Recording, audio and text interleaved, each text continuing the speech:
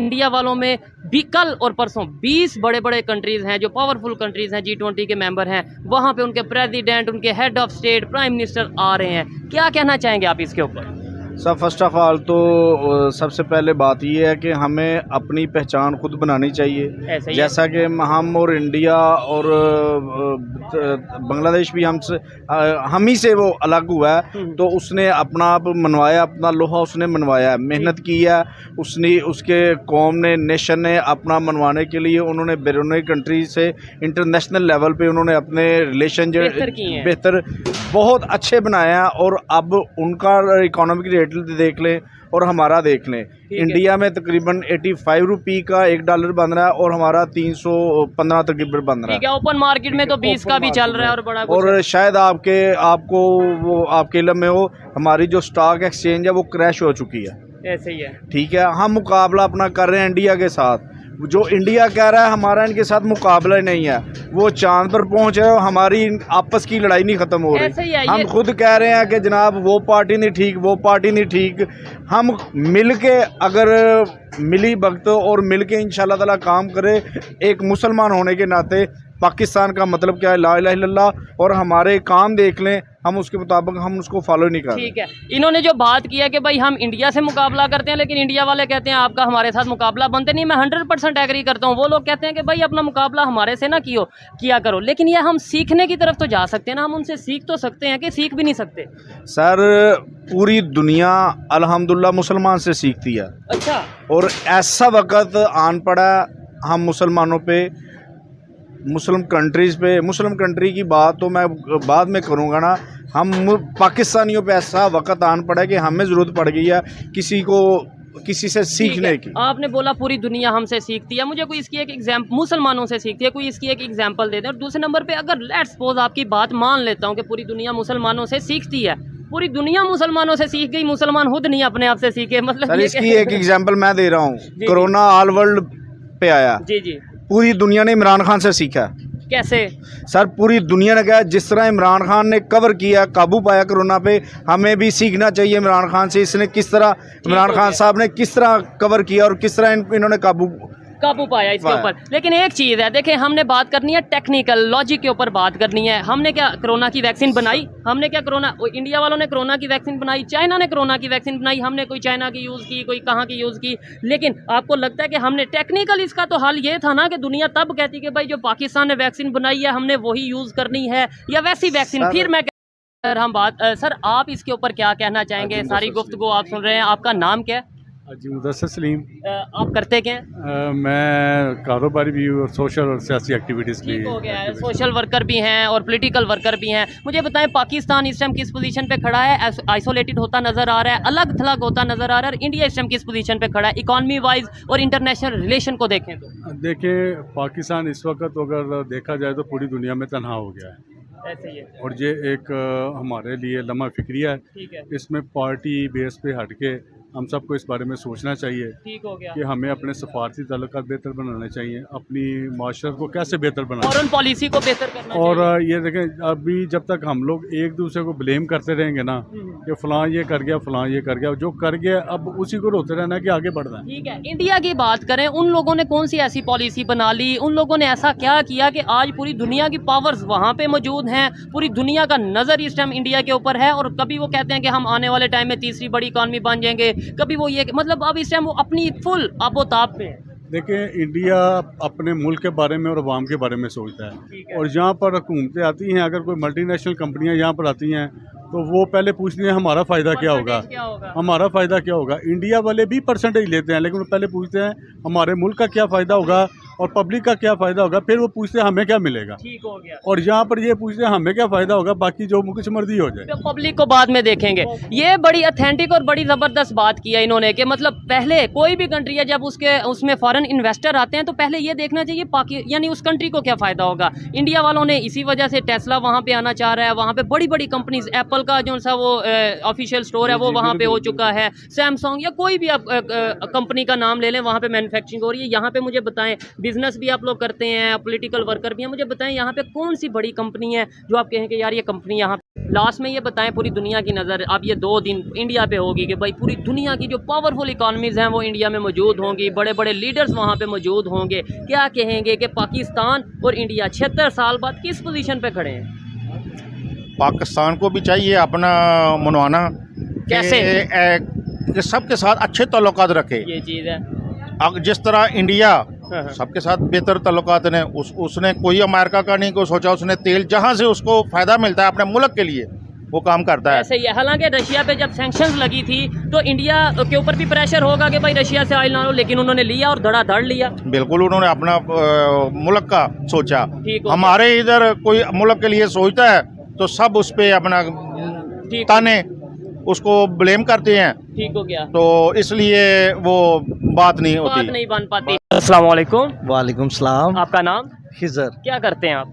मैं सेंट्री का काम करता हूँ। ठीक हो गया। जिस टॉपिक पे वीडियो रिकॉर्ड कर रहे हैं इस टाइम पाकिस्तान की जो इंटरनेशनल लेवल पे इमेज है और साथ ही हमारा नेबर कंट्री है इंडिया, उनकी जो इंटरनेशनल लेवल पे इमेज है, क्या कहना चाहेंगे आप?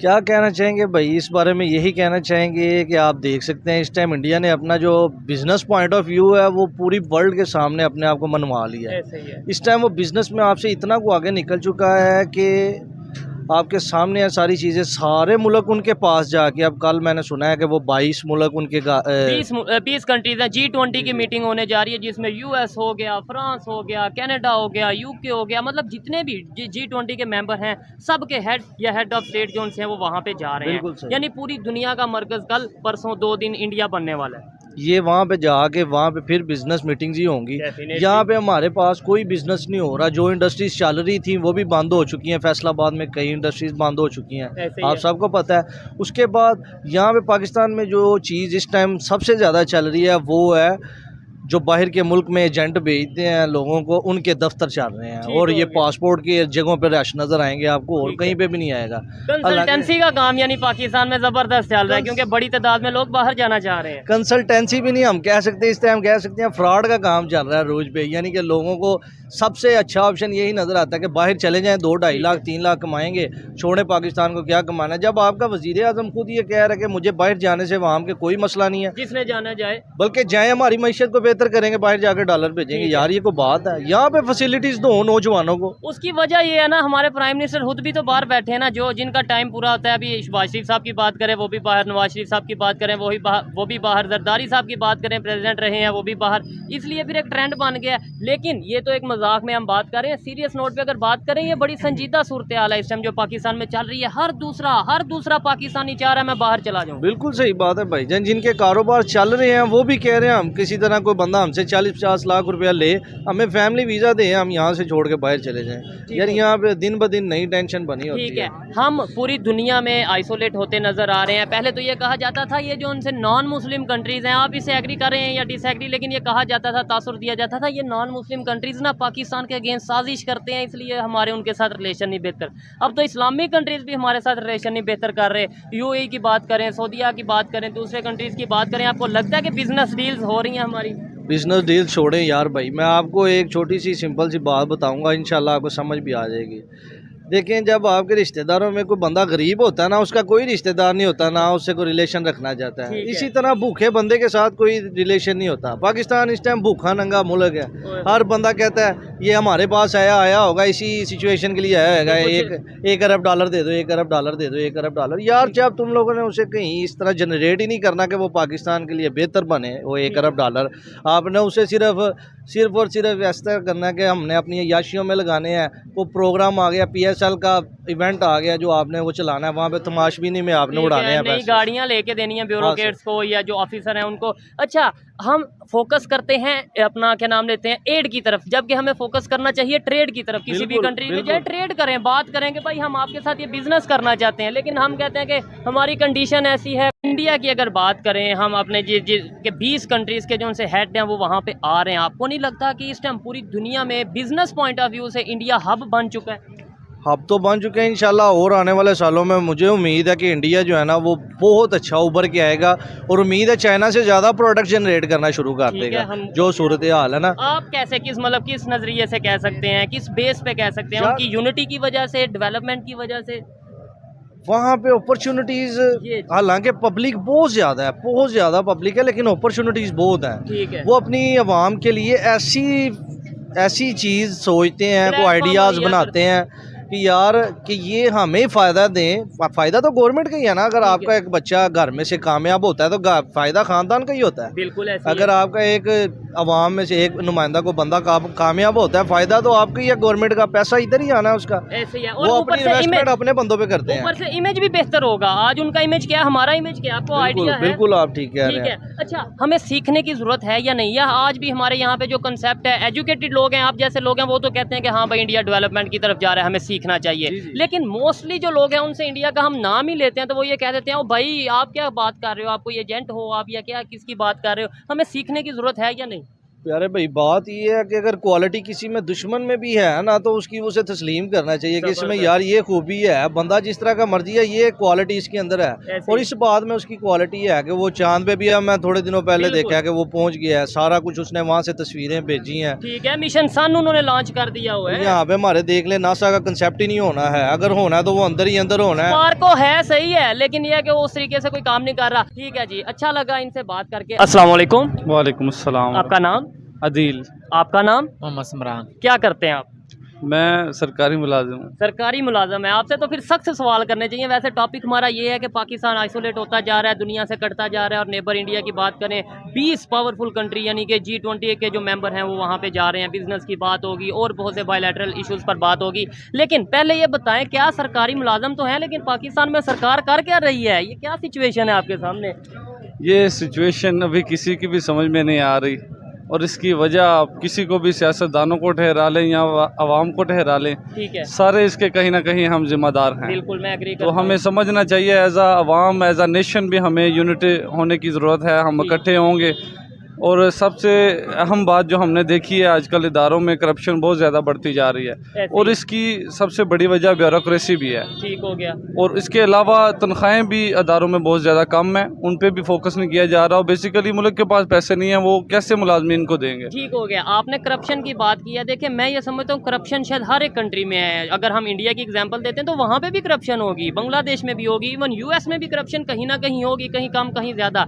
लेकिन वो लोग कैसे आगे जा रहे हैं? पूरी दुनिया को उन्होंने अपने, मतलब ये कि आप पूरी दुनिया का मरकज़ बन चुके हैं, इस टाइम के सेंटर बन चुके हैं, बिजनेस हब बन चुके हैं इंडिया वाले। कैसे बन गए? जी, सबसे इम्पोर्टेंट चीज़ है जो मैं समझता हूँ कि हमें इकोनॉमिकल जो सिचुएशन है उसे हैंडल करना चाहिए। सबसे पहले हमारा जो अलमिया ये है कि हम इकट्ठे नहीं हो रहे एक जगह पे। ठीक हो गया। हमें बैठना चाहिए और इकोनॉमिकल जो सिचुएशन है उस पर बात कर लेनी चाहिए, बिल्कुल ऐसे ही है। ताकि हम इसकी ग्रोथ में, ख़ास तौर पे ये जो हमारा ट्रेड डेफिसिट आ रहा है और करंट अकाउंट डेफिसिट है, इस पर हम सोचना नहीं चाहते, बात नहीं करना चाहते। हमें तो यहाँ आम पब्लिक को पता ही नहीं है यहाँ पे इकॉनमी हमारी किस तरीके से गिरती जा रही है। आम पब्लिक, हमें सिर्फ इतना पता है बिजली के बिल महंगे आ गए, ज़्यादा आ गए, पेट्रोल महंगा हो गया, डॉलर महंगा हो गया, या फिर हमारी गली टूट गई, हमारा सड़क टूट गई। इससे आगे तो हमारी सोच नहीं लेके जाए। बिल्कुल ऐसे ही है। लेकिन हमारा जितना भी पढ़ा लिखा तबका है या सियासतदान है, इन्हें एक पेज पे आना पड़ेगा ताकि इकोनॉमिकल सिचुएशन को अच्छी तरह से टैकल किया जा सके। मैं पैगाम दूंगा जितने भी जिम्मेदारान हैं वो एक जगह पे इकट्ठे होकर बैठें। खुदा रहा हमारी ये जो गिरती हुई सिचुएशन है, इकोनॉमिकल सिचुएशन है, इस पे काम करें। सबसे पहले इसको देखें, उसके बाद ये जो आपस के लड़ाई झगड़े हैं इन पे बाद में देखे जाएंगे, और ये हर जगह पे चलते हैं। आपने ट्रेड की बात की, आप मुझे ये बताएं, ट्रेड सबसे ज़्यादा इस टाइम अगर पाकिस्तान अगर चाहे कि भाई हम ट्रेड करना चाहते हैं किसी कंट्री से, सबसे ज़्यादा किससे फ़ायदा होगा आपके ख्याल में नेबर कंट्रीज़ में से? देखें, सबसे ज़्यादा तो मुझे लगता है कि हमें इंडिया के साथ भी अपने हालात बेहतर करने की ज़रूरत है। जैसे वो इलेक्ट्रिक कार की बिल्कुल तरफ जा ऐसे रहे ही हैं, जैसे वो मतलब बहुत ज़्यादा टेक्नोलॉजी में बिल्कुल ऐसे ही। एडवांसमेंट ला रहे हैं। तो हमें ये जो आपस में जो क्लैशेस हैं इनसे हट के सोचना होगा, ताकि हम अपने मुल्क के बारे में बेहतर सोच सकें, आगे बढ़ सकें। और ट्रेड के बगैर हमने ये जो ट्रेड डेफिसिट है ख़ास तौर पे, इसको कम करना चाहिए, और इसके बारे में कोई ना कोई ऐसा स्ट्रक्चर बनाना चाहिए जिससे हम इकोनॉमिकली बेहतर हो ठीक सके। है, आपको लगता है जो हमारे पब्लिक का मोस्टली मेजोरिटी लोगों का माइंडसेट बन चुका है कि भाई हम तो उनसे ट्रेड नहीं करेंगे, वो तो नॉन मुस्लिम है, ये है वो है, इस तरीके से वो लोग हमसे ट्रेड करना चाहेंगे? आज वो कहते हैं भाई हमें आपकी ज़रूरत भी नहीं है। ये बात सच है। वो लोग जो कहते हैं, इंडिया वाले कहते हैं हमें कोई ज़रूरत नहीं, आप करो ना करो। बिल्कुल ऐसे ही है, हमें ज़रूरत है, हमें थोड़ा सा ओपन माइंडेड होकर सोचना चाहिए बिल्कुल और उनके साथ ट्रेड के लिए खुद आगे हाथ बढ़ाना चाहिए। ऐसे ही है। कोई बेहतरी की आने वाले टाइम में 5 साल 10 साल में आपको लगता है कि यूथ में जिस तरीके से हमने तो अपने तौर पे वर्क स्टार्ट किया है अवेयरनेस के लिए कि भाई बताएं कि सबको मिलके चलना है, चाहे वो कंट्री के अंदर हो या कंट्री के बाहर हो, यूनिटी के साथ चलने की ज़रूरत है, लेकिन आपको लगता है अवेयरनेस आ सकती है?